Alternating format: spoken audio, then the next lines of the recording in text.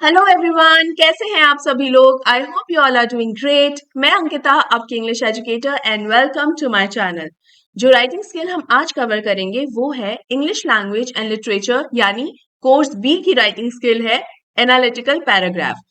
एक चीज मैं जल्दी से बता दूं, क्योंकि कई स्टूडेंट्स ना राइटिंग स्किल्स को लेकर थोड़ा सा कंफ्यूज हो जाते हैं कि मैम ये वाली पर्टिकुलर राइटिंग स्किल कोर्स ए की है या बी की। क्योंकि जब से मैंने ईमेल वाला वीडियो भी अपलोड किया है ना, कई स्टूडेंट्स ने मुझे कमेंट करके भी पूछा है, मैसेजेस भी किए हैं कि मैम ये ईमेल जो है कोर्स बी वालों को भी पढ़ना है क्या। तो नहीं बेटा, कोर्स बी वालों के लिए ईमेल नहीं है। कोर्स बी जो है उसके सिलेबस में सिर्फ दो राइटिंग स्किल्स हैं। एक है एनालिटिकल पैराग्राफ जो हम आज करेंगे, एक है फॉर्मल लेटर जो भी जल्द ही आने वाला है। कोर्स ए का भी मैं आपको बता देती हूँ कि कोर्स ए के अंदर चार राइटिंग स्किल्स हैं। एक है ईमेल, कवर कर चुके हैं, फॉर्मल लेटर्स, आर्टिकल्स और फैक्चुअल डिस्क्रिप्शन। ये तीन और यानी टोटल चार राइटिंग स्किल्स हैं जो कोर्स ए में है। तो आप लोग कंफ्यूज मत होना। इसके अलावा मैं प्लेलिस्ट भी अलग अलग बना दूंगी, तो कोई कंफ्यूजन अगर होगा भी तो वो फिर प्लेलिस्ट अलग अलग है तो नहीं होगा, ठीक है। अब हम आगे बढ़ते हैं, सीखते हैं कि एनालिटिकल पैराग्राफ क्या होता है। लेकिन उससे पहले इस वीडियो को लाइक कर दो, ज्यादा से ज्यादा शेयर कर दो ताकि मैक्सिमम स्टूडेंट्स तक ये पहुंच जाए। और अगर अभी तक मेरे चैनल को सब्सक्राइब नहीं किया है तो अभी और इसी वक्त से सब्सक्राइब भी कर लो। ऑल राइट देन, तो अब हम बढ़ते हैं हमारे एनालिटिकल पैराग्राफ की तरफ। ओके, तो ये सीखने से पहले कि ये एनालिटिकल पैराग्राफ लिखा कैसे जाता है, हम ये समझते हैं कि ये होता क्या है। बेसिकली इसके क्वेश्चन में ना तुमको कुछ डेटा प्रोवाइडेड रहता है, और वो डेटा या तो ग्राफ के फॉर्म में होगा या फिर किसी चार्ट के फॉर्म में। ये पाई चार्ट भी हो सकता है, ग्राफ तुम्हारा बार ग्राफ हो सकता है, लाइन ग्राफ हो सकता है। तो इस तरीके से तुमको डेटा जो है वो प्रोवाइडेड रहता है। तो सिंस तुमको चार्ट या फिर ग्राफ के तौर पे ये रहता है, तो तुम्हें क्या करना होता है, इस डेटा को पहले एनालाइज करना होता है, एग्जामिन करना होता है, उसके बाद समझना होता है, अंडरस्टैंड करना होता है, और फिर तुम लोग एक्सप्लेन करते हो उसको। तो जैसे पाई चार्ट में तुम्हें कुछ डेटा दिया हुआ है, उसको तुमने समझा कि अच्छा कैसे क्या डेटा है, और उसको समझकर तुमने लिखा। अब ये डेटा बेसिकली होता क्या है। बेसिकली डेटा एक तरीके की स्टडी करके फिर कलेक्ट किया जाता है।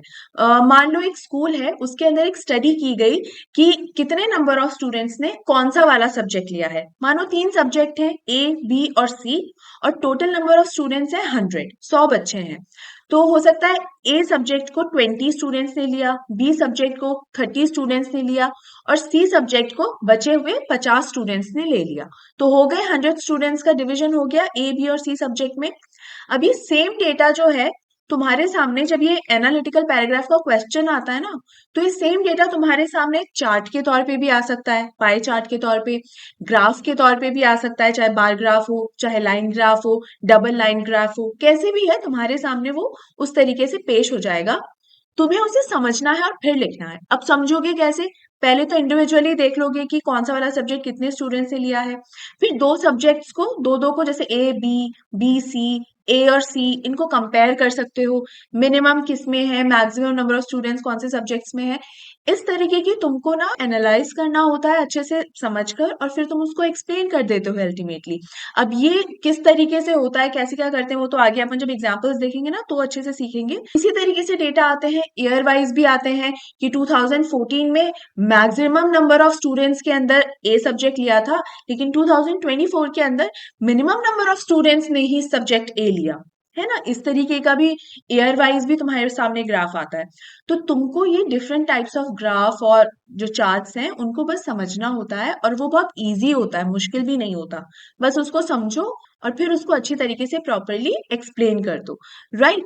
अब ये पैराग्राफ को आपको करीब 100 से 120 वर्ड्स के अंदर लिखना होता है। 100 टू 120 वर्ड्स जो है, ये वर्ड लिमिट आपको दी हुई होती है। सीबीएसई कोर्स बी वाले स्टूडेंट्स से मैं बात कर रही हूँ यहाँ पर, क्योंकि जो 120 से 150 वर्ड्स की भी मैंने नीचे एक ऑप्शन दिया हुआ है, वो इसलिए दिया हुआ है क्योंकि एनालिटिकल पैराग्राफ जो है ना वो कुछ स्टेट बोर्ड्स के सिलेबस में भी है ना। तो कुछ स्टेट बोर्ड्स के अंदर उसका वर्ड काउंट है 120 टू 150, कुछ जगह है 150 टू 200। तो बेटा आपका जो भी वर्ड काउंट है ना, उसके हिसाब से आपको अपना पैराग्राफ छोटा करना है, बड़ा करना है, उसके हिसाब से करना। ये जो नंबर ऑफ लाइंस होती है ना, वो सिर्फ एक अंदाजे के तौर पे आपको बताई जाती है। मेन फोकस तो आपका वर्ड काउंट पे ही रहना चाहिए। अंदाजे के हिसाब से, ऐसे जैसे कई बच्चे मुझसे पूछ ही लेते हैं कि मैम कितनी लाइन में खत्म करना है इसको। तो आप कैसे बताओगे कितनी लाइन में खत्म करना है कि भाई सेम कंटेंट है, लेकिन कुछ बच्चों की हैंडराइटिंग छोटी होती है, कुछ बच्चों की हैंडराइटिंग बड़ी होती है, तो सेम कंटेंट की भी नंबर ऑफ लाइंस अलग हो सकती है ना? तो इतना फोकस नंबर ऑफ लाइंस पे मत रखो जितना आपको वर्ड काउंट पे रखना है, उसको सीरियसली लेना है आपको, ठीक है? तो ये हो गई वर्ड काउंट की बात, और ये सीबीएसई कोर्स बी में 5 नंबर का क्वेश्चन ही आता है, राइट? अब ये हो गया हमारा बेसिकली एनालिटिकल पैराग्राफ होता क्या है, कितने वर्ड काउंट का ये आता है और कितने मार्क्स का होता है, और किस तरीके से ये आपके सामने प्रेजेंट होता है, जैसे चार्ट के हिसाब से, ग्राफ के हिसाब से, ठीक है? अब इसके फॉर्मेट को समझते हैं। तो बहुत ही सिंपल सा और बेसिक सा फॉर्मेट इसका होता है। एक पैराग्राफ लिखना होता है तुम लोगों को, ठीक है? इस पैराग्राफ के अंदर 3 स्टेजेस होती हैं, 3 हिस्से नहीं होते, 3 स्टेजेस होती हैं, कि शुरू तुम्हें करना होता है किससे, इंट्रोडक्शन से, राइट? बता देना है बेसिकली कि किस बारे में तुम लोग लिखने वाले हो। फिर आता है बॉडी ऑफ पैराग्राफ, जो कि सबसे लेंदी होता है। जैसे इंट्रोडक्शन तुमने 1 से 2 या 2 से 3 लाइन में मैक्सिमम खत्म किया, उसके बाद इंट्रोडक्शन के अंदर तुमने पूरे उस ग्राफ को एक्सप्लेन किया। थोड़ी देर पहले मैंने बताया ना कि भाई ए और बी और सी सब्जेक्ट में कितने स्टूडेंट है, कैसे क्या है, कंपैरिजन वगैरह आगे और डिटेल में देखेंगे। ये सारी चीजें तुम्हें अपने बॉडी ऑफ पैराग्राफ के अंदर ही एक्सप्लेन करनी होती है, जो 7 to 8 या 8 to 9 लाइन्स में भी चला जाता है कई बार। And after that conclude the paragraph, आखिर में तुम्हें उसको एक क्लोजिंग देनी होती है, एक एंडिंग देनी होती है, ठीक है? वो भी 1 से 2 या 2 से 3 लाइन लिख सकते हो, ठीक है?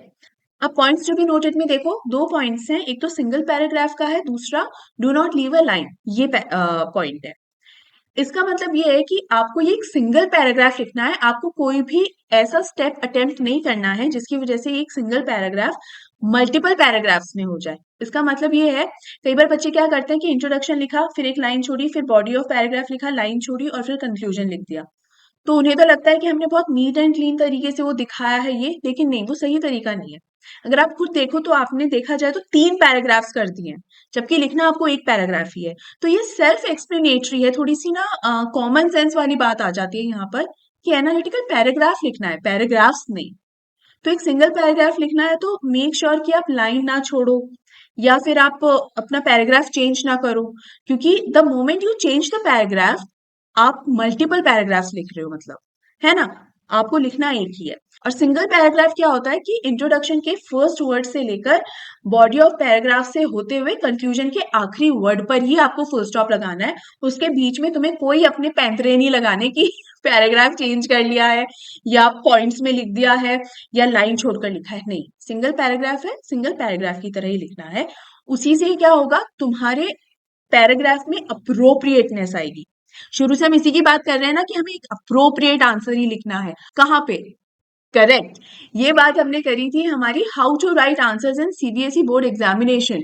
इसका जो 3rd एपिसोड है ना, जिसमें मैंने सिखाया था कि how to frame a perfect answer, उसमें मैंने यही बताया था कि परफेक्ट आंसर लिखने के क्या क्या तरीके हो सकते हैं, कैसे आप उसको फ्रेम कर सकते हो। When you present most relevant points in a most appropriate manner, वही परफेक्ट आंसर होता है। ये बताया था मैंने, तो वो चीज यहाँ पर भी अप्लाई होगी, ठीक है? अब ये फॉर्मेट हो गया। अब हम इंट्रोडक्शन से शुरू करते हैं। अब देखो, सबसे पहले है कि आपको पता तो है कि हाँ ठीक है, इंट्रोडक्शन लिखना है, लेकिन उसको कैसे स्टार्ट करें? बहुत सारे स्टूडेंट्स को यहाँ आके दिक्कत होती है। क्यों? कई बच्चे कहते हैं कि मैम हम एक्सप्लेन कर देते हैं आगे का आगे, क्योंकि हमारे सामने पूरा का पूरा इंफॉर्मेशन डेटा तो है ही, तो हम एक्सप्लेन तो कर देते हैं, लेकिन स्टार्ट करना नहीं आता, और कंक्लूजन में बहुत परेशानी होती है। अब नहीं होगी। तो ये देखो, ये है कुछ starting line ideas, some very important hacks, जिससे तुम अपने इंट्रोडक्शन को एकदम मोस्ट अप्रोप्रिएट स्टार्टिंग दे सकते हो। तो यहाँ पर देखो, the given table suggest, the given table provides the information, इसी तरीके से तुम्हें स्टार्ट करना पड़ता है। अब तुम्हें अगर कोई टेबल दी हुई है तो तुम गिवन टेबल लिख सकते हो, पाई चार्ट दिया हुआ है तो पाई चार्ट दे सकते हो, कोई भी ग्राफ दिया हुआ है तो जो भी ग्राफ दिया हुआ है वो तुम लिख सकते हो, ठीक है? कि the given pie chart provides the information, the given bar graph provides the information, है ना? अब ये तो 2 ही एग्जांपल्स हैं। इसके अलावा तुम सजेस्ट की जगह और क्या-क्या लिख सकते हो? प्रोवाइड्स लिख सकते हो, इलस्ट्रेट्स, डिस्प्लेस, ये सब लिख सकते हो। टेबल की जगह क्या क्या लिख सकते हो? Pie chart, bar graph, etcetera. और इंफॉर्मेशन की जगह तुम डेटा भी लिख सकते हो, जैसे the given table provides the data on, ये भी लिख सकते हो instead of information. So these are some of the beginning lines, starting line hacks जो तुम कर सकते हो कि the provided data suggest, the given pie chart illustrates, the table given provides the data on, the provided bar graph displace, the graph displace the. तो ये कुछ ऐसे हैक्स हैं जो आप अपनी एनालिटिकल पैराग्राफ की शुरुआत जिनसे कर सकते हो। अब ये स्टार्टिंग कर दी, उसके बाद आगे का जो सेंटेंस आएगा वो कैसे फ्रेम करना होता है, तो उसके लिए तुम्हें अपने क्वेश्चन को देखना होगा।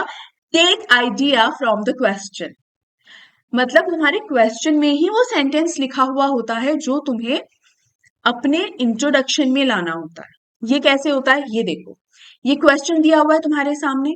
The given statistics display the spendings of the income of an average household in the UK, display the important points in an analytical paragraph. अब तुम लोगों के सामने एक पाई चार्ट दिया हुआ है, ठीक है ना, कि यूके के अंदर जो लोग अपनी इनकम है ना वो एवरेज किस किस चीज पर सबसे ज्यादा खर्च करते हैं, इस चीज का तुम्हारे सामने एक पाई चार्ट है, ठीक है। अब यहाँ स्टार्टिंग देखो किस तरह से की है मैंने, the given statistics display, statistics नाम तुम्हारे क्वेश्चन में ही दिया हुआ है, तो तुम स्टैटिस्टिक्स ही लिख सकते हो, पाई चार्ट भी लिखना चाहो तो बिल्कुल लिख सकते हो। अगले ऑप्शंस में मैंने वो भी दिया है, टोटल 3 ऑप्शंस दिए मैंने तुम्हें इसकी स्टार्टिंग के, तो तुम कैसे स्टार्ट कर सकते हो, द गिवन स्टैटिस्टिक्स डिस्प्ले, और आगे क्या कंटिन्यू करना है, the spendings of the income of an average household in the UK. As it is तुम्हारे क्वेश्चन में ही तो दिया गया है, बस वही एज इट इज छाप देना है अपने इंट्रोडक्शन में। हो गया तुम्हारा इंट्रोडक्शन। मतलब जिस चीज में तुम्हें सबसे ज्यादा समस्या आती है ना कि मैम हम स्टार्ट कैसे करें, सबसे आसानी वही है, तुम्हारे क्वेश्चन में ही दिया हुआ है कि तुम्हें स्टार्ट कैसे करना है, ठीक है। दूसरे दोनों ऑप्शंस भी देख लो, स्टैटिस्टिक्स की जगह पाई चार्ट लिख सकते हो, जैसे मैंने सेकंड ऑप्शन में बताया, थर्ड ऑप्शन में बताया। द पाई चार्ट गिवन और provided displays the spendings of the income of an average household in the UK. That's it, हो गया आपका इंट्रोडक्शन। मुश्किल है क्या, जरा भी नहीं। तो ये इस तरीके से आपका इंट्रोडक्शन शुरू हो जाता है। अब आते हैं हम बॉडी ऑफ एनालिटिकल पैराग्राफ पे। इंट्रोडक्शन तो हो गया, अब यहाँ पर हमें डेटा को एक्सप्लेन करना होता है, मैं बता चुकी हूँ, लेकिन कैसे यही तो मुद्दे वाली बात है ना। देखो इसके लिए तुम्हें कुछ चीजों का ध्यान रखना होगा। सबसे पहला होता है सीक्वेंसिंग। तुम्हें जो डेटा दिया हुआ होता है, चाहे पाई चार्ट के फॉर्म में हो या किसी ग्राफ के फॉर्म में, तुम्हें उसे एक सीक्वेंस में ही समझना जरूरी है, ताकि तुम उसको एक्सप्लेन भी प्रॉपरली कर पाओ। इसको इस ग्राफ से समझो। तुम्हें यहाँ पर एक डेटा दिया गया है कि स्विट्जरलैंड के अंदर 1980 से लेकर और 2030 तक कितने लोगों का जन्म हुआ और कितने लोगों की डेथ हुई, और ये तुम्हें ईयर वाइज यहाँ मेंशन किया हुआ है कि 1980 में कितने लोग पैदा हुए, कितने लोगों की डेथ हुई, फिर 1990 में कितने लोग पैदा हुए और कितने लोगों की डेथ हुई, और 2030 तक तुमको ये पूरा डेटा तुम्हारे सामने है।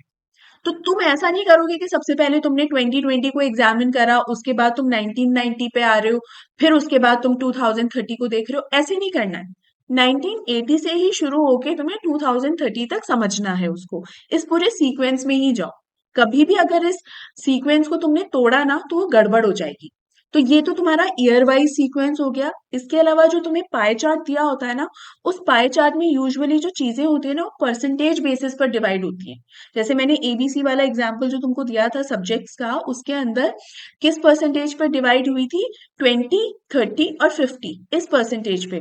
तो या तो तुम लोएस्ट टू हाईएस्ट परसेंटेज की तरफ जाओगे, मतलब या तो असेंडिंग ऑर्डर के अंदर तुम समझोगे, या तुम डिसेंडिंग ऑर्डर में समझोगे, कि सबसे पहले तुमने 50% वाले को यानी सी सब्जेक्ट को सबसे पहले एग्जामिन किया, उसके बाद तुमने बी सब्जेक्ट वाले को एग्जामिन किया जो कि 30% था, और लास्ट में तुमने ए परसेंटेज वाले को एग्जामिन किया जो कि मिनिमम पे था 20%, है ना। तो तुम्हें ये सीक्वेंसिंग बहुत ज्यादा ध्यान रखने की जरूरत है। ऐसा बिल्कुल मत करना कि कोई भी अक्कड़ बक्कड़ करके कोई भी डेटा तुमने उठा लिया है और फिर वैसे ही तुम उसको लिखने लग जाओ, नहीं, ये कभी भी प्रॉपर इंफॉर्मेशन तुम फिर लिख ही नहीं पाओगे, राइट। तो पहली हो गई सीक्वेंसिंग। दूसरी है मेंशन क्वांटिटीज, अमाउंट, नंबर, मतलब जो भी डेटा तुमको दिया गया है वो किस क्वांटिटी में या किस अमाउंट में दिया गया है वो मेंशन करो। जैसे इसके अंदर जो डेथ रेट या बर्थ रेट है, तो तुम्हें नंबर ऑफ पीपल बताए गए हैं कि 1980 में कितने लोगों का जन्म हुआ था। रेड कलर से जो है, रेड बार जो है वो है बर्थ रेट, तो करीब 1.3 आई गेस 1.2 या 1.3 मिलियन लोगों का जन्म हुआ था। तो नंबर ऑफ पीपल हो गया ना ये, कि 1980 1.3 million people were born, right? Death कितनों की हुई थी? 1 मिलियन की। सो इन 1980 1 मिलियन पीपल डाइड। सिंपल। तो ये नंबर ऑफ या क्वांटिटी या अमाउंट, इसको हमेशा मेंशन करो। ये चीज अगर मेंशन नहीं करोगे तो अगेन एक अधूरी, एक इनकम्प्लीट इंफॉर्मेशन रह जाएगी तुम्हारे एनालिटिकल पैराग्राफ में। तो अगेन वो मार्क्स डिडक्ट होने के चांसेस तुम्हारे अच्छे खासे हो जाते हैं। तो हमेशा क्वांटिटी वगैरह ये सब मेंशन करो। इसके अलावा जो लास्ट इंपॉर्टेंट चीज होती है उसमें तुम्हें कंपेयर एंड कॉन्ट्रास्ट करना होता है। Now what is this compare and contrast? तो कंपैरिजन तुम यहाँ कैसे कर सकते हो भाई? किस हिसाब से कंपैरिजन होता है? या तो तुम सबसे पहला साल और सबसे आखिरी साल इन दोनों को कंपेयर करो कि 1980 को और 2030 को तुमने कंपेयर कर दिया। या फिर तुम कंपेयर कर सकते हो कि मिनिमम बर्थ रेट और मैक्सिमम बर्थ रेट वाला ईयर, ये दो कंपेयर कर सकते हो। मिनिमम डेथ रेट और मैक्सिमम डेथ रेट वाला ईयर, ये दोनों कंपेयर कर सकते हो। तो तुम अगेन ये अक्कड़ बक्कड़ करके ऐसा नहीं कि कोई भी 2 साल तुमने उठाए और उनको कंपेयर करना शुरू कर दिया, ऐसा नहीं। There has to be a logic behind your comparison. ठीक है, तो ये होता है कंपेयर एंड कॉन्ट्रास्ट, जहां पर आप दो डेटा को लॉजिकली कंपेयर करते हो और उसके बाद उसमें सिमिलैरिटीज क्या है, डिफरेंसेस क्या क्या है, उनको मेंशन कर देते हो अपने बॉडी ऑफ पैराग्राफ के अंदर। अब जब सेंटेंस फ्रेम करने की बारी आती है ना, तो वहां पर भी स्टूडेंट्स को दिक्कत आती है कि मैम हम वो सेंटेंसेस को फ्रेम कैसे करें। सो डोंट वरी, अब वो दिक्कत भी नहीं आएगी, क्योंकि एनालिटिकल पैराग्राफ के अंदर कुछ शब्द ऐसे होते हैं जिनको अगर आप बाय हार्ट याद कर लोगे ना, तो सेंटेंस फ्रेम करना आपके लिए बहुत आसान हो जाएगा। अब देखो, एनालिटिकल पैराग्राफ में भले क्वेश्चंस अलग अलग किस्म के आ जाएं, लेकिन अल्टीमेटली आपको क्या करना होता है? दिया हुआ पाई चार्ट या कोई भी ग्राफ जो है, उसे ही तो स्टडी करना है ना, मतलब एक डेटा को स्टडी करना है और वो लिखना है आपको। तो कुछ वर्ड्स ऐसे होते हैं जिन्हें अगर आप अच्छे से समझ लें और उनका यूसेज आ जाए, तो आप सेंटेंसेस को बहुत बढ़िया तरीके से फ्रेम कर सकते हो। तो देखो वो कौन कौन से वर्ड्स हैं, ये है पूरी वोकैबुलरी। तो यहाँ देखो पहले लिखा हुआ है क्लोज टू। अब क्लोज टू आप यहाँ कैसे अप्लाई कर सकते हो? ग्राफ को देखो कि in the year 1980, 1990 and 2000 the birth rate and death rate are close to each other. बाकी के जो 3 साल जो मेंशन किए गए हैं ना, उसमें बर्थ रेट और डेथ रेट में बहुत ज्यादा डिफरेंस है। लेकिन पहले के जो 30 इयर्स जो है ना, 1980 से लेकर 2000, उसमें क्लोज टू ईच अदर है। फिर इंक्रीजिंग डिक्रीजिंग इंक्लाइनिंग डिक्लाइनिंग भी क्या है कि बर्थ रेट बढ़ती हुई अगर दिखा रहे हो तो इंक्रीजिंग, घटती हुई दिखा रहे हो तो डिक्रीजिंग। इंक्लाइनिंग और डिक्लाइनिंग भी यही होता है कि बढ़ता हुआ नंबर, घटता हुआ नंबर। इस तरीके से इन वर्ड्स को यूज करके आप समझा सकते हो। पीक्ड और हाइक का मतलब क्या होता है? एकदम हाईएस्ट, कि भाई the highest birth rate was in the year 2030 and the lowest death rate was also in the year 2030। मतलब 2030 records the highest number of birth rate and lowest number of death rate। हो गया ना, ये एक information है, data इस तरीके से आप एक्सप्लेन कर सकते हो। ये कुछ वर्ड्स होते हैं जो आपको अच्छे से याद रहने चाहिए, तो ताकि आप अपने पैराग्राफ के अंदर उसे यूज करके सेंटेंसेस बना सको। अब देखो 1980 1990 में अगर आप देखो तो बर्थ रेट जो है वो एक सी ही है, समान है, कम ज्यादा नहीं हो रही है। तो आप इसके लिए कौन से वर्ड्स यूज कर सकते हो? Constant, remain the same, that the birth rate in the year this and this remain the same, या is constant in these 2 years। ठीक है, तो ये इस तरीके से आप मेंशन कर सकते हो। So you can use these words. Fluctuations का मतलब क्या हो रहा है? अगर बहुत ज्यादा फ्लक्चुएट हो रही है, बहुत ज्यादा कम ज्यादा हो रही है, तो आप उसके लिए फ्लक्चुएशंस यूज कर सकते हो। अब नेक्स्ट देखो, half of, 3/4 of, 1/3 of, double. ये कब यूज होता है? जब आप दो डेटास को कंपेयर कर रहे होते हो, कि भाई अगर यहाँ पर हम इस बार ग्राफ की बात करें, तो 1980 के अंदर जितने बच्चों का जन्म हुआ था, 2030 में उससे डबल बच्चों का जन्म हुआ है। मतलब बर्थ रेट जो है डबल हो गई है, या बर्थ रेट जो है ट्रिपल हो गई है, या 4 टाइम्स हो गई है। इस तरीके से लिख सकते हैं। और अगर हाफ हो गई है तो आप हाफ लिख सकते हो, 1/3 लिख सकते हो।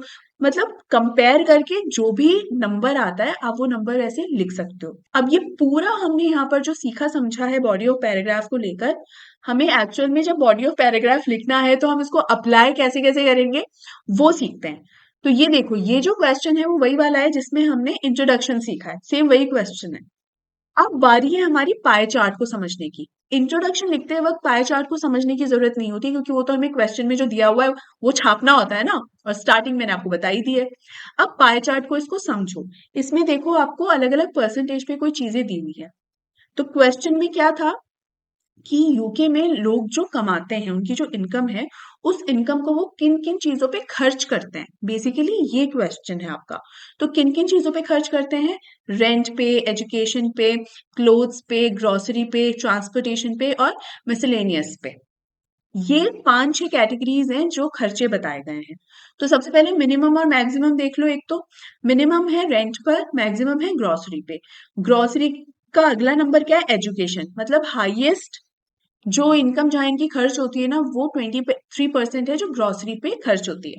उसके बाद 20% ये लोग एजुकेशन पे खर्च करते हैं। इसका मतलब बहुत अच्छा अमाउंट ये एजुकेशन पे खर्च करते हैं। आफ्टर दैट क्लोथ्स, वही अपने कपड़ों में भी कोई कमी नहीं छोड़नी चाहिए।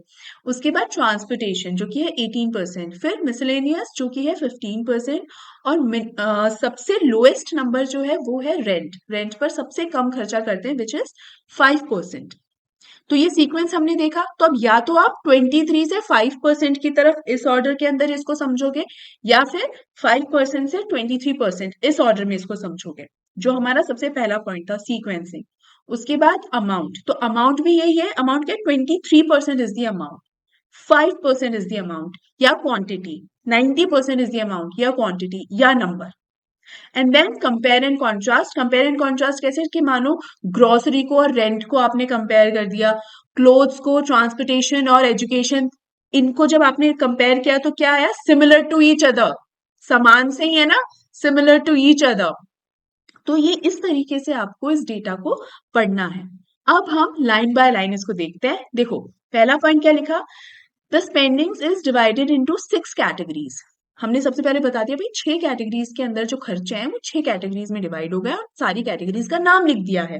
उसके बाद according to the given pie chart, ये लिखना बहुत जरूरी है हर बार। According to the given pie chart, क्यों भाई? मैं नहीं कह रही हूँ ये, पाई चार्ट के अकॉर्डिंग। मेरा ओपिनियन नहीं चल रहा है यहाँ पर। पाई चार्ट जो बोल रहा है, मैं वो बस बता रही हूँ, ठीक है? तो according to the pie chart and average UK household spends the majority. ये जो मैंने पिंक से हाईलाइट किया हुआ है ना, यही वो वर्ड्स हैं, कुछ कीवर्ड्स या वोकैबुलरी जो आपको ध्यान में रखनी है, जिससे आपके सेंटेंसेस पूरी तरीके से अप्रोप्रिएटली फ्रेम होंगे। ऑफिस इनकम ऑन ग्रोसरीज हो गया। मेजॉरिटी किस में खर्च कर रहे हैं? ग्रोसरीज पे कर रहे हैं, which holds 23% of the pie chart. Now 23% हमने क्या मेंशन कर दिया? उसकी क्वांटिटी मेंशन कर दी, उसका अमाउंट मेंशन कर दिया, द नंबर, ठीक है, that I was talking about. तो सबसे पहले 23% को हमने मेंशन किया, विच शोज कि मैं एक सीक्वेंस पकड़ के चल रही हूँ, कि हाँ मैंने अकड़ वकड़ करके कोई भी बीच में से कुछ नहीं उठाया, या तो मैंने टॉप मोस्ट उठाया या फिर मैं सबसे कम वाला जो है 5% वो चूज करती। सीक्वेंस भी मैंने ठीक रखा है। और यहाँ पर जो मैंने 23% जो अमाउंट, क्वांटिटी या नंबर, आप कुछ भी बोल लो, वो जो मेंशन किया है वो भी सही से मेंशन कर दिया है, यानी सारी इंफॉर्मेशन अवेलेबल है।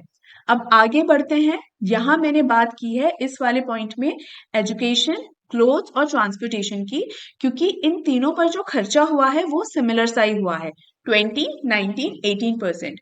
तो यहाँ मैंने देखो कीवर्ड्स कौन कौन से यूज करे हैं, क्लोज टू या सिमिलर टू। पिछली स्लाइड में जो वोकैबुलरी थी या कीवर्ड्स, वो भी यही थे कि आसपास का अगर नंबर या जो क्वांटिटी है आसपास हो तो उसके लिए सिमिलर टू या क्लोज टू वाले वर्ड्स आप यूज कर सकते हो, है कि नहीं? यहाँ पर मैंने एजुकेशन के लिए एक और इंफॉर्मेशन साथ में ऐड करती है कि इतना भारी खर्चा, क्योंकि सेकंड हाईएस्ट खर्चा है ये, तो ये इतना भारी खर्चा शायद इसलिए हो सकता है क्योंकि वहां पर एजुकेशन और जो फीस है वो काफी हैवी पड़ती है, काफी ज्यादा है, तो इसलिए तो ये इन्फॉर्मेशन आप चाहो स्किप भी कर सकते हो। बट लेट्स से आपको वर्ड काउंट जहां ज्यादा आ जाता है जिन बच्चों के, जैसे जिसका 150 टू 200 है, तो अगर आपको अपना वर्ड काउंट ऐसे बढ़ाना है तो इस तरीके की आप लॉजिकल इन्फॉर्मेशन डाल सकते हो। अगर वर्ड काउंट इतना नहीं है और सिर्फ डेटा को बताकर ही आपका वो वर्ड काउंट कंप्लीट हो रहा है, so you can always skip such information, ठीक है, बिल्कुल स्किप कर सकते हो। आगे देखो, यहाँ बात करी है according to the given pie chart, an average UK household spends 15% of their income on miscellaneous items. यहाँ पर मैंने इसकी सेंटेंस की शुरुआत की है according to the given pie chart. ये according to the given pie chart मैंने यहाँ रिपीट किया है। हमेशा इस चीज का ध्यान रखना, एक पूरे लगभग 125 से 150 वर्ड, 125 एज इन 120 वर्ड्स जो होता है, उसमें आपने दूसरी बार अगर लिख दिया है it is absolutely fine. Otherwise हर बार जब आप एक नया डेटा एक्सप्लेन कर रहे हो तो हर बार आपको according to the pie chart, according to the bar graph हर बार नहीं लिखना है। मैक्सिमम 2 बार ही मैक्सिमम, क्योंकि फिर ये रेपिटेशन लगता है और बिल्कुल यही साउंड करता है कि आपको वर्ड काउंट को कवर करना है, इसलिए आप बार बार ये चीज लिख रहे हो। रेपिटेशन को अवॉइड करना है।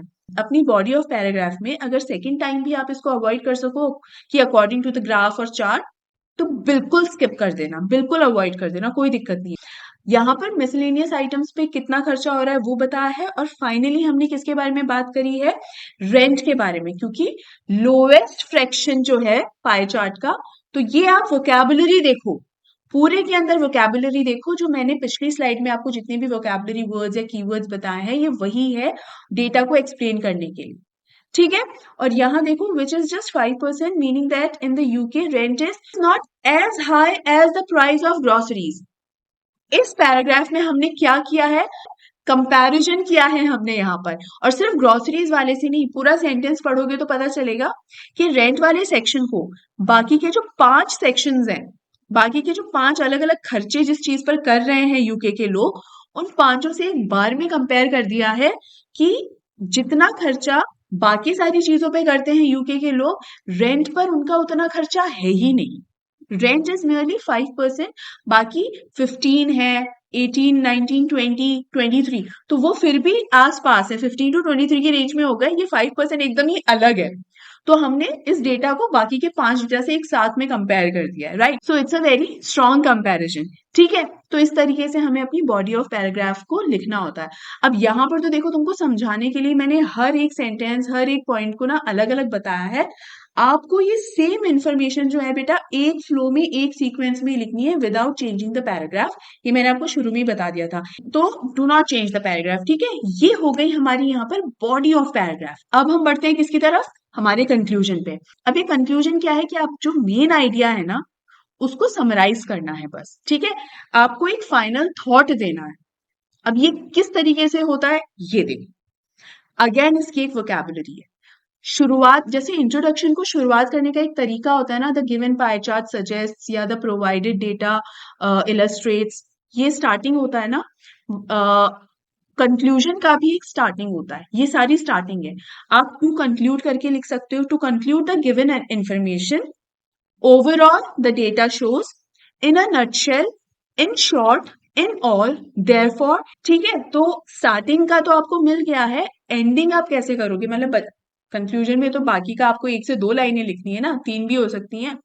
तो स्टार्टिंग मिल गई, बाकी की बची कुची लाइनें आप कैसे लिखोगे, तो वो इससे सीखो। ये सेम वही क्वेश्चन है जिसका इंट्रोडक्शन और बॉडी हमने अभी सीखा लिखना। कंक्लूड कैसे करोगे भाई, आपने पाई चार्ट को पूरा स्टडी अच्छे से कर लिया है ना, समझ में आ चुका है पूरा, तो आपने क्या नोटिस किया इसके बारे में, वो आपको कंक्लूजन में लिखना है। आपने ये नोटिस किया कि कहाँ कहाँ खर्चा करते हैं, और ये भी कि प्रायोरिटीज क्या हैं, यूके के लोगों की प्रायोरिटीज क्या है, कि वो फालतू की चीजों पे खर्चा नहीं करते हैं, वो अपनी जरूरत की चीजों पे खर्चा करते हैं। आपने ये नोटिस किया, उनकी प्रायोरिटीज नोटिस करी। एक आपने ये भी नोटिस किया होगा कि इन्होंने सेविंग्स के नाम पे कुछ भी नहीं रख रखा है, पूरा 100% यहाँ हो गया है, तो इन्होंने अपनी सेविंग्स के नाम पे कुछ भी नहीं रखा है, तो ये भी चीज नोट करने वाली है। ये आपको ऑब्जर्व करना पड़ेगा कि उस पाई चार्ट में जितनी भी चीजें प्रोवाइडेड हैं उससे एक फाइनल थॉट क्या निकल कर आता है। ठीक है, तो एक फाइनल थॉट, तो बेसिकली कंक्लूजन में क्या, आपको बस एक फाइनल थॉट देना होता है, और वो आप मिला जुला के बिल्कुल दे सकते हो कि आपको स्टार्टिंग पता ही है कि किससे करनी है, to conclude, overall, therefore, in a nutshell, इस तरीके से स्टार्ट करना है। अगर जरूरत लग रहा है तो अपने क्वेश्चन में दी गई इंफॉर्मेशन आप और ऐड कर दो, जैसे यहाँ पर मैंने सेकेंड वाले पॉइंट के अंदर वो इंफॉर्मेशन ऐड की हुई है। लग रहा है अगर, तो बिल्कुल वो इंफॉर्मेशन ऐड कर दो, और वो इंफॉर्मेशन ऐड करने के बाद लास्ट के 3-4 वर्ड्स जो हैं अपने फाइनल थॉट की तरह लिख दो, कि भाई फ्यूचर के हिसाब से वो बहुत ज्यादा बचत नहीं करते हैं, सेविंग्स उतनी नहीं करते हैं। ठीक है, अपनी जरूरतों पे ज्यादा खर्चा करते हैं, राइट, ये होता है फाइनल थॉट। अब आप ये पूरा अगर देखो तो ये बहुत इजी है, पूरा डेटा आपके सामने है। मतलब ये एकमात्र ऐसा क्वेश्चन होता होगा पूरे पेपर के अंदर जिसका आंसर तुम्हारे सामने ही होता है, बस तुम्हें उसको देखकर लिखना होता है ना। तो ये तरीका है बेटा। तो आई एम श्योर यहाँ तक अच्छे से क्लियर हो गया होगा। अब अपन ना एक और एग्जाम्पल देखते हैं, एकदम फ्रेश एग्जाम्पल। हमने अभी पाई चार्ट पढ़ा, अब हम एक ग्राफ को पढ़ते हैं, है ना। इस ग्राफ का क्वेश्चन देखते हैं पहले।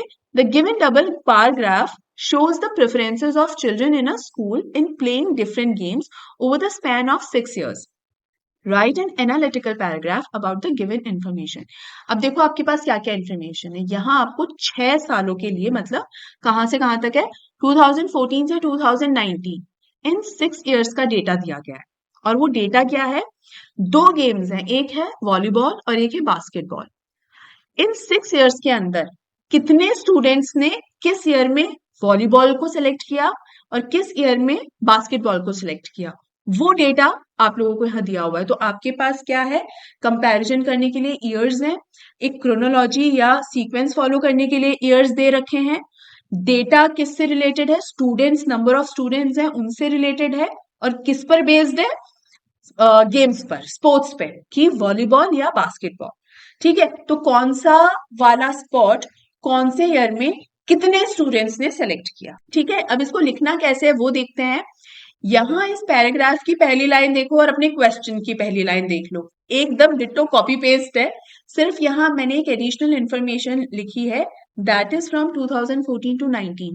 भाई हम कौन से ईयर से लेकर किस ईयर तक का डेटा एनालाइज कर रहे हैं वो मेंशन करना जरूरी है, क्योंकि ये एक एडिशनल इंफॉर्मेशन है जो क्वेश्चन में नहीं लिखी हुई है। वहां पर सिर्फ लिखा है स्पैन ऑफ 6 इयर्स, ये 6 इयर्स कौन से वाले हैं वो बताना होगा। इसके अलावा जितनी भी इंपॉर्टेंट टर्म्स हैं, कीवर्ड्स या वोकैबुलरी है, जो मैंने अभी अभी आपको सिखाई है सारी, जिसको यूज करके आप अपने सेंटेंसेस को फ्रेम करते हो, वो सारी मैंने यहाँ पर पिंक में हाईलाइट की हुई है, ताकि तुम लोगों को ना आसानी रहे समझने में कि उन कीवर्ड्स को इस्तेमाल कैसे किया जाता है। इनको सिर्फ याद करके कुछ नहीं होगा, इन्हें अप्लाई करना जब तक नहीं सीखोगे कोई मतलब नहीं है, राइट। तो ये देखो, the given double bar graph shows, ये तो हमने पूरा स्टार्टिंग जो इंट्रोडक्शन है वो कर ही लिया है, क्वेश्चन में से देख लिया कि क्या इन्फॉर्मेशन है, यहाँ पर लिख दी है।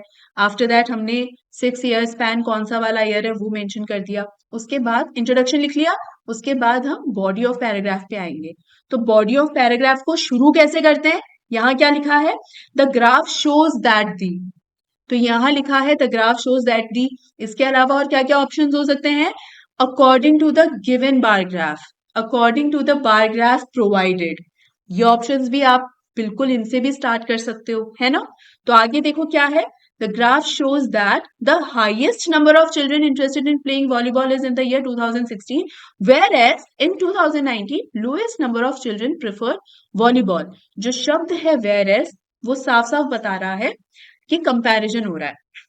तो देखो इसके अंदर मैंने कैसे समझाया है इसको, मैंने पहले लिया है वॉलीबॉल, दो स्पोर्ट्स के बारे में है ना, तो पहले मैंने वॉलीबॉल के बारे में बात करी है कि in the span of 6 years highest number of students volleyball में कब आए और lowest number of students volleyball में कब थे। सबसे पहले इसको समझाया है, और ये समझाने के बाद फिर मैंने क्रोनोलॉजिकल ऑर्डर के अंदर, यानी 2014 से लेकर 2019 तक, सीक्वेंस वाइज, ईयर वाइज, उस सीक्वेंस को तोड़ा नहीं कि पहले 17 ले लिया उसके बाद 2015 की बात की, बिल्कुल ऐसे नहीं। 14, 15, 16, 17, 18, 19 इसी सीक्वेंस में सिर्फ वॉलीबॉल को समझाया है। आफ्टर दैट बास्केटबॉल के बारे में बात की है और फिर कंक्लूड किया है। तो ये समझ गए। अब देखो यहाँ पर क्या है, पहले मैंने बता दिया हाईएस्ट और लोएस्ट नंबर, और उसके बाद मैं बात कर रही हूँ कि 2014 के अंदर सिर्फ 200 बच्चे थे जो 200 से फिर 300 पर पहुंच गए इन 2015। फिर 2016 में ग्रेटेस्ट हाइक थी, तो कितने बच्चे आए थे, 450 students, maximum number of new students enrolled in this year in 2016। तो हाइक वर्ड यूज हो रहा है, और ग्रेटेस्ट क्यों, क्योंकि अच्छी बड़ी हाइक थी तो इसलिए ग्रेटेस्ट हाइक। फिर नेक्स्ट ईयर 2017 के अंदर फिर 250 बच्चे डिक्लाइन हो गए, the number of students declined, तो 450 से 250 बच्चे यानी 200 बच्चों का डिक्लाइन हुआ। उसके बाद in 2018 it again showed a hike of 400 children, again 2018 के अंदर फिर से 400 बच्चे और बढ़ गए। तो देखो आप देख रहे हो कि सीक्वेंस में चल रहा है 14, 15, 16, 17 एंड 18। ठीक है, this shows great fluctuations in children's preference related to volleyball. Fluctuations ये भी बताया था आपको कि अगर आप वॉलीबॉल को चेक करें तो 14, 15, 16, 17, 18, 19 सब में ना इसका जो डेटा अगर देखो ना, तो ऐसे कभी तो हाइक पर है, फिर एकदम गिर जाता है, फिर थोड़ा उठता है, फिर थोड़ा गिरता है, तो बहुत ज्यादा फ्लक्चुएशंस हो रहे हैं इसमें। वहीं जब हम बास्केटबॉल की बात करते हैं तो हमारे सामने क्या आता है, On the other hand, the preference of students in basketball is almost constant in the years 2014, 17 and 18. मतलब इन 3 सालों के अंदर 14, 17 और 18 इन सालों में नंबर ऑफ स्टूडेंट्स जिन्होंने जो बास्केटबॉल में थे वो कांस्टेंट थे, यानी सेम ही थे। तो हम देख लेते हैं 2014 में बास्केटबॉल में 350 स्टूडेंट्स थे, 2017 में भी 350 थे और 18 में भी 350 थे। तो कांस्टेंट ही रहे, रिमेन द सेम, ये भी लिख सकते हो, रिमेन द सेम। इसके आगे basketball got a slight hike. पहले देखो ग्रेटेस्ट हाइक था, सबसे ज्यादा हाइक, यहाँ पर स्लाइट हाइक है, थोड़े से नंबर ऑफ स्टूडेंट्स जो बढ़े वो थे 2016 में। तो 3 सालों की बात कर चुके हैं। फोर्थ ईयर की बात है कि थोड़ा सा 2016 में नंबर ऑफ स्टूडेंट्स ज्यादा आए, थोड़ी सी हाइक आई, लेकिन 2019 में फिर से बच्चों के एडमिशन में एक गिरावट आई, सिमिलर टू 2015। देखो सिमिलर को मैंने पिंक करना यहाँ भूल गई हूँ, सिमिलर टू 2015। तो यहाँ पर 19 और 15 को कंपेयर कर दिया मैंने। तो अगर आप बास्केटबॉल में देखो, मैंने बहुत कंपेयर कर करके लिखा है कि डिक्लाइन को, कांस्टेंट को और हाइक को, इन तीनों चीजों को कंपेयर करके मैंने इसका डेटा मेंशन किया है। तो ये नहीं सोचना कि मैंने यहाँ सीक्वेंस तोड़ा है, नहीं, सीक्वेंस नहीं तोड़ा। कांस्टेंट रहे हैं 3 साल, 2 साल बच्चों के नंबर में डिक्लाइन हुआ है और 1 साल थोड़ी सी हाइक मिली है। तो ये लॉजिकल प्रेजेंटेशन है इस डेटा की, ठीक है। उसके बाद हम आ गए कंक्लूजन पे। देखो स्टार्टिंग कैसे की है, टू कंक्लूड। यहाँ पर ये भी लिख सकते हैं कि ओवरऑल या देयरफॉर, ये ऑप्शंस भी हो सकते हैं। यहाँ पर मैंने लिखा है to conclude. The data shows that throughout the 6 years the total number of students who preferred basketball were more in comparison to volleyball। कि भाई अगर वॉलीबॉल से कंपेयर किया जाए तो बास्केटबॉल में जितने भी स्टूडेंट्स ने एनरोल करा है ना इन पूरे 6 सालों में, वो वॉलीबॉल में आए हुए स्टूडेंट्स से ज्यादा हैं। अच्छा, ये पता कैसे चल पा रहा है? आपके सामने नंबर ऑफ स्टूडेंट्स जो हैं या नंबर ऑफ पीपल सामने आपको दिया हुआ है, यू कैन जस्ट कैलकुलेट। और इसमें it it doesn't take much time. ये जब हम बस बता रहे होते हैं ना, एक्सप्लेन कर रहे होते हैं, तब आपको लगता है अरे बाप रे कितना टाइम कंज्यूमिंग होगा, लेकिन जब आप ये काम करोगे ना तो ये बाएं हाथ का खेल होता है, विद इन अ मिनट ये कैलकुलेट हो जाता है। तो मैंने भी तो कैलकुलेट किया, तभी तो मैं ये कंक्लूजन लिख पाई। तो आई थिंक जो वॉलीबॉल के जितने नंबर ऑफ कैंडिडेट्स थे वो थे 1750, मतलब 1750। और जो बास्केटबॉल के थे वो थे 1950, 1950। ऐसे थे, 200 का डिफरेंस था। तो कितना टाइम लगता है, बहुत जल्दी कैलकुलेट होते हैं। तो आपने उसको कंक्लूड कर दिया बस। सो इजंट इट सिंपल। अब यहाँ आप देखो तो मैंने पूरे पैराग्राफ को देखो एक सिंगल फ्लो में लिखा है, ना ही कहीं लाइन छोड़ी है, ना ही कहीं पैराग्राफ को चेंज किया है। जो चीज इनको डिवाइड कर रही है ना वो क्या है, इनके सेंटेंस के शुरुआत के वर्ड्स। कि भाई इंट्रोडक्शन और बॉडी ऑफ पैराग्राफ को क्या डिवाइड कर रहा है, बॉडी ऑफ पैराग्राफ की शुरुआत के वर्ड्स की। द ग्राफ शोज दैट दी, इससे हमें समझ में आ रहा है कि अच्छा इंट्रोडक्शन के बाद अब बॉडी ऑफ पैराग्राफ शुरू हो गया है। बॉडी ऑफ पैराग्राफ और कंक्लूजन में कहां पर डिवाइड हो रहा है, कि जब कंक्लूजन हम लिख रहे हैं, हमने शुरुआती वर्ड्स क्या है, टू कंक्लूड या देयरफॉर या ओवरऑल या इन ऑल, ये सारे वर्ड्स से हम शुरुआत करते हैं। तो इससे पता चल जाता है अच्छा हमारा एक्सप्लेनेशन जो है, बच्चा एक्सप्लेनेशन लिख चुका है, अब कंक्लूजन को शुरू कर चुका है ये। तो इससे ये सेपरेशन आता है। आपको जबरदस्ती सेपरेशन को दिखाने की जरूरत नहीं है कि भाई जब तक मैं पैराग्राफ चेंज ना करूं या जब तक मैं लाइन ना छोड़ूं तब तक एग्जामिनर को पता ही नहीं चलेगा कि कहाँ से मैंने क्या शुरू कर दिया। तो ऐसा बिल्कुल नहीं है, आपको इसी फ्लो में लिखना है बेटा, ताकि आपका एनालिटिकल पैराग्राफ एकदम परफेक्ट और अप्रोप्रिएटली सामने जाए। ठीक है, किन किन वर्ड्स को यूज करके आपको सेंटेंसेस फ्रेम करने हैं, डेटा को किस तरीके से आपको कंपेयर करना है, किस तरीके से एनालाइज करना है और फिर किस तरीके से एक्सप्लेन करना है, आई एम श्योर आपको अच्छे से समझ में आ गया होगा। अब देखो कुछ पॉइंट्स जो कि नोट करने वाले हैं, वो देखो। It should B brief around 100 to 120 words, मतलब टू द पॉइंट बात लिखनी है। कभी भी अपने इंफॉर्मेशन को बढ़ाने के लिए अननेसेसरी वर्ड्स या अननेसेसरी बातें लिखने की जरूरत नहीं है। 100 और 120 वर्ड्स मैंने इसलिए मेंशन किया है क्योंकि ये स्पेशली मैं कोर्स बी के बच्चों के लिए बता रही हूँ, क्लास 10 कोर्स बी सीबीएसई। अगर आप स्टेट बोर्ड से हैं या आपके सिलेबस में एनालिटिकल पैराग्राफ है जिसमें वर्ड काउंट ज्यादा है, तो आप उस हिसाब से अपने पैराग्राफ को एक्सपैंड कर सकते हैं। ठीक है, उसके बाद it should be precise and well directed, which means precise again to the point. कथा नहीं लिखनी है, ऐसे नहीं है कि हर चीज को बहुत डिटेल में एक्सप्लेन करना है, नहीं, टू द पॉइंट। और वेल डायरेक्टेड मतलब कि जिस बारे में बात कर रहे हो उसी बारे में बात करो। कि अगर हमने अभी स्पोर्ट्स के बारे में बात करी तो ऐसा कुछ भी नहीं लिखना है कि I also love basketball a lot, volleyball भी मुझे, मेरे भाई को वॉलीबॉल बहुत पसंद है, ऐसी इंफॉर्मेशन लिखने की जरूरत नहीं है। ठीक है। Clear and crisp language should be implemented. Clear and crisp मतलब अगेन वो वर्ड्स का इस्तेमाल या वो भाषा का इस्तेमाल जो इंफॉर्मेशन को एकदम सटीक बताएं, कि आप जो कहना चाह रहे हो वही इंफॉर्मेशन एग्जामिनर तक पहुंचे। और वो कैसे होती है, जितने भी इंपॉर्टेंट टर्म्स, ये जो वोकैबुलरी मैंने आपको सिखाई, introduction, body of paragraph, conclusion, इन सब के लिए मैंने जितनी भी टर्म्स आपको बताई हैं उनको इस्तेमाल करके आप सेंटेंसेस फ्रेम करोगे तो वो एकदम क्लियर एंड क्रिस्प मीनिंग देगी। ठीक है, to the point. Next is कि आपको जिस टेंस के अंदर आपने लिखना शुरू किया है अंत भी उसी टेंस के अंदर करोगे। मतलब ऐसा नहीं होगा कि आपने शुरुआत तो करी है, इंट्रोडक्शन की शुरुआत तो करी है आपने पास्ट टेंस से, फिर बॉडी ऑफ पैराग्राफ में आप फ्यूचर टेंस के अंदर सेंटेंसेस लिखने लग गए और कंक्लूजन तक पहुंचते पहुंचते आप प्रेजेंट टेंस के सेंटेंसेस फ्रेम करने लग गए। ऐसा नहीं होगा। कोई भी एक टेंस पकड़ लो, यूजुअली प्रेजेंट सिंपल टेंस के अंदर सेंटेंसेस फ्रेम होते हैं, तो आपको एक टेंस ही पकड़ के चलना है और सिंपल टेंस में अगर लिखोगे वो सबसे अच्छी तरीके से उसमें ही लिखा जाता है। तीनों के तीनों ऐसे वैरायटी मत डाल देना उसके अंदर कि भूत भविष्य वर्तमान सारे काल मैंने इसमें पैराग्राफ में डाल दिए ये मत करना। ठीक है। उसके बाद चूंकि एक एनालिटिकल पैराग्राफ है, आपको एनालाइज करना है एक डेटा जो ऑलरेडी रिकॉर्ड हो चुका है, मतलब एक रिकॉर्डेड डेटा है। तो वो रिकॉर्डेड डेटा, उसको समझकर आपको उस डेटा को एक्सप्लेन करना होता है। अपने कोई पर्सनल ओपिनियंस नहीं देने होते कि मुझे ऐसा लगता है, नहीं। मैंने आपको क्या बताया था, according to the data, according to the graph, according to the chart. ये क्यों लिखना होता है कि हम जो लिख रहे हैं ना, जो ग्राफ में या चार्ट में जो डेटा प्रोवाइडेड है वही हम मेंशन कर रहे हैं। आपको अपनी कोई बात या अपना कोई ओपिनियन वहां नहीं लिखना होता है कि मुझे ऐसा लगता है, नो।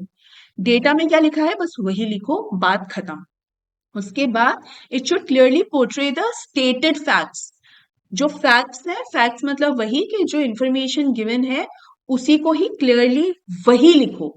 उस डेटा के अंदर अपनी तरफ से कोई भी छेड़छाड़ करने की जरूरत नहीं है।